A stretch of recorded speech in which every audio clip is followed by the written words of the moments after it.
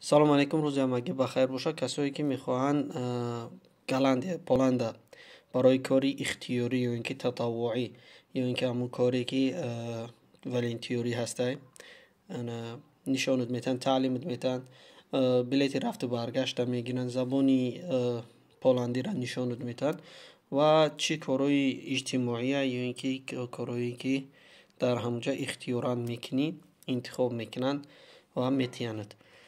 Пас бибинем ин барномада чӣ тақдим мекунем. Якум дар вақте ки сайта мемонем медроем даинҷа мега ки саволнома дархост барои сиеми чизтона пур кунед.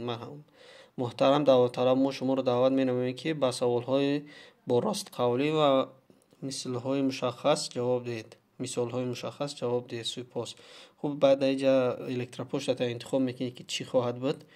вақте ки электропоштата интихоб кардӣ, баъд даинҷа саволномаҳо меояд.